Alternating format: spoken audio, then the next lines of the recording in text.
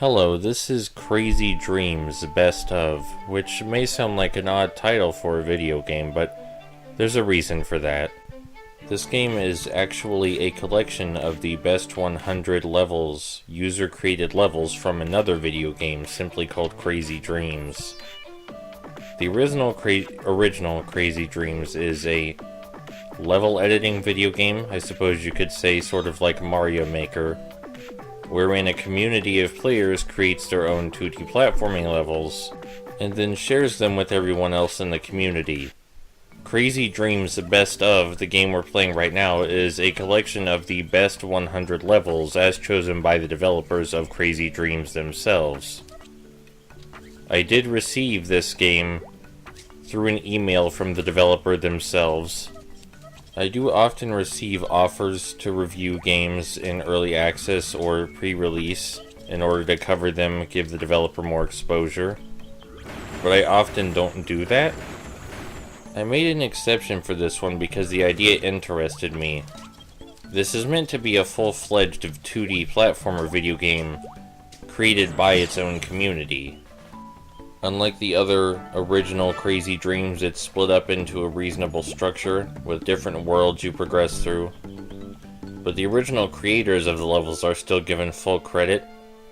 And most impressively, the revenue from this game is supposed to be split evenly with the creators. 50% of the revenue is going to the creators of Crazy Dreams, and 50% of the revenue is going to the people who created the levels they're using in this game. My original plan for this game was to complete the entire thing, all 10 worlds on 100 levels, and then write I suppose there is some writing involved, but then do a game analysis on the game. Unfortunately, the copy that was given to me, the one that they gave to me so that I might give them more exposure, it only lets me play the first two worlds. The third world and everything beyond it is locked off until the official launch on March 22nd. This is baffling to me, as all of these levels, as far as I understand, can be played on the original Crazy Dreams. So you're not exactly spoiling anything. I suppose in a way you are spoiling the levels that the developer chose to include, but it still seems rather silly, especially when this release I'm playing is meant to give the game more exposure in the hopes that people will purchase it. As for the game itself, from the impressions I've gotten from the first two worlds, it seems alright.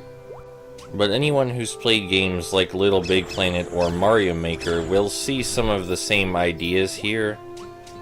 Not in the game itself, but in the creators, the amateur level designers who make the levels. Some of the levels seem professionally made, such as this one, and I could easily mistake this level for one that was created by the developers themselves. I understand this is the idea behind Crazy Dreams Best Of. The idea is to include all of the best levels, so the entire game seems professional. That was my fault entirely. So that way the entire game seems professional, like a cohesive, well-polished experience.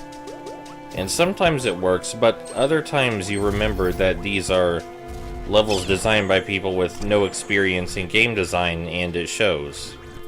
I will give credit to the developer for, at least in the first two worlds, picking levels that all have interesting ideas to them.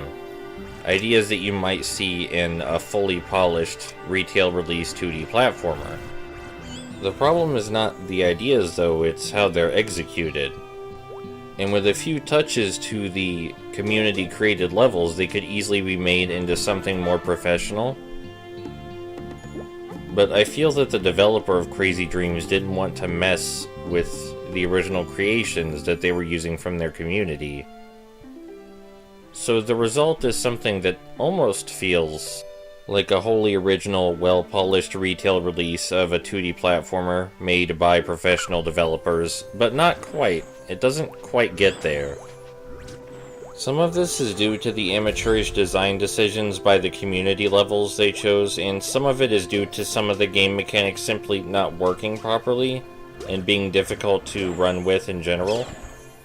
For example, several of the larger enemies seem to be designed in such a way that you can easily attack them from off-screen, eliminating any challenge they might pose. And that seems more like an issue with the core game mechanics than it does with the level designers. For example, there's a large enemy just off screen that I killed simply by spamming where he couldn't reach me. And I feel that's not something that should happen. I understand destroying enemies from afar if they're blocking an essential piece of real estate, like right here. This enemy needs to be destroyed from afar so I can access the spring. And these enemies need to be destroyed from afar so that way I can access the switch over there. But there's still skill in play here. I'm having to aim. I have to take into account aerial movement while firing, as opposed to that large enemy I killed from off-screen, where I simply stood still and spammed the shot. Many of the community-designed levels also seem to have a thing for using these bounce mushrooms, similar to the springs in Sonic. And I suppose I don't really have any opinion on that. It's cute for spectacle's sake, but it doesn't really add much to the game design. I don't have too many complaints about the mechanics actually included by the developers of Crazy Dreams. They gave their community quite a large array of things to toy with. As you may have seen, the cat character can climb on walls like this.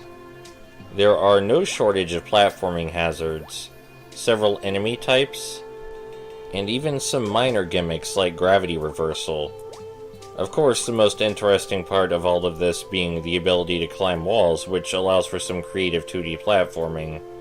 But yes, as far as Crazy Dreams being used as a tool for creation, I think it's excellent. I think they gave the community plenty to play with here, and they managed to give the game a lot of personality with the wall climbing mechanics and art style.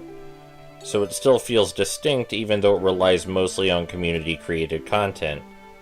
They should feel proud of that, because it's not easy to maintain your own unique sense of identity while being something primarily made for other people to create with, but they managed to do both. This level is an example of one of the least polished of the community created levels. The idea is to run across these falling platforms and jump over the enemies in sequence, sort of like a rhythm game, but you can simply fall down to a lower part of the level and skip most of the challenge entirely, as I'm about to demonstrate. So it's not a bad idea, but when I could just do this to skip the entire level, it kind of makes the idea seem useless. When I heard them talking about in the email that this was a crowd-developed 2D platformer, at first I thought they meant it was crowd-funded, and they took suggestions or something like that, but no, this is a full 2D platformer created by the community of the original game, which is quite something. Here's that gravity reversal mechanic I was talking about. It doesn't really add much to the game design, aside from the fact that now you're platforming upside down. The gravity doesn't seem to change quickly enough that it matters for strategic purposes. It doesn't make for interesting platforming either. This isn't VVV, and it's not Metal Storm on the NES. When the gravity switches, it seems to stay switched for a while, which is probably better for this game because the controls are a little loose. They function fine, but they're probably a little too loose to support something like rapid gravity switching. In games with rapid gravity switching, the controls are either incredibly twitchy, so that way you can make fast adjustments, or they're incredibly slow, as in Metal Storm and Windy Every Which Way, so that way when you switch gravity, you know where you're going to end up because the game is more methodical. I can't see either approach working for this game too well, so when gravity gets switched it just tends to stay that way for a while. So all in all, from what I've experienced, since the game wouldn't allow me to play World 3, it's pretty much what I expected. A halfway point between levels you might play in Little Big Planet and, well, an actual fully polished retail release 2D platformer. It's not one or the other, it's a strange hybrid. And it's definitely unique, but the biggest flaw is in the community levels. Some of them do work, and they feel like developer-created levels, but many of them have obvious exploits or level design issues. And it's hard to look past those. The sheer volume of levels is quite inspiring, and I wanted to keep playing, but it's not something I could recommend to other people, probably, unless you really like playing user-created levels and want to see what the developer thought was the best. If you're the kind of person that plays user-created levels endlessly on Mario Maker or Little Big Planet, then I could see the appeal of this, having the best of the best all collected in one place. But the developer-created levels included in this game are clearly better than the community-created levels. This level is perhaps the prime example of the issue with community-created levels.